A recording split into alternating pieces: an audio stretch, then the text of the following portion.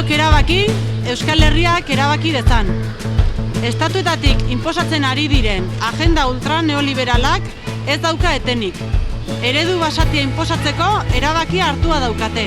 Eta horretarako, krisiaren gestio guztiz antidemokratikoa egiten ari dira. Horixe baita, euren helburua gaientzeko daukaten modu bakarra. Inposaketa eta gure eskubideak ez ezik, gure burua defendatzeko aukera ere lapurtzea. Lan harreman eredua guztiz deseustatu dute. Hemengo patronala eroso dago Madriletik egin dioten opariarekin. Baina gehiago nahi dute. Mende bat atzera eraman nahi gaituzte. Lan araudirik ez zegoeneko garaietara. Indarra ematen digun kolektibotasunarekin amaitu langileria ahultzeko eta harreman individualak ezarri lan harremanak mehatxoetan are gehiago oinarritu ahal izateko.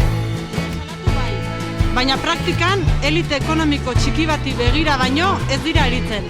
Naiz eta jokabide horrek enplegua etengabean suntsitu, kaskartu eta Euskal Herriko ehundura ekonomikoa guztiz berrindu.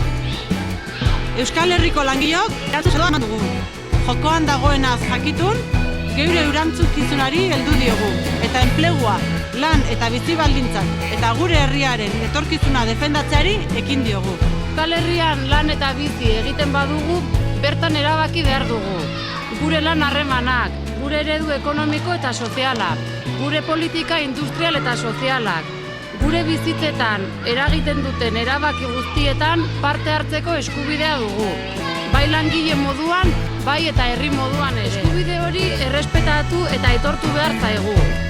Hasteko gure mugen barruan, erabaki guztiak gehiengo sozialari bizkar emanda hartzen duen elite ekonomiko eta bere zerbitzura aritzen diren Gasteiz eta Iruñeko gobernuen aldetik.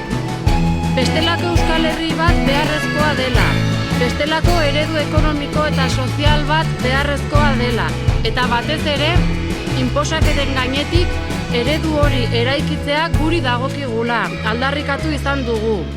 Orain, erabaki hori errespetaraztea dagokigu, eta hortara goaz. Horregatik, dei egiten dizuegu maiatzaren batean, eguerdiko 12etan, Ordiziko plazatik abiatuta burutuko dugun manifestazioan parte hartzera.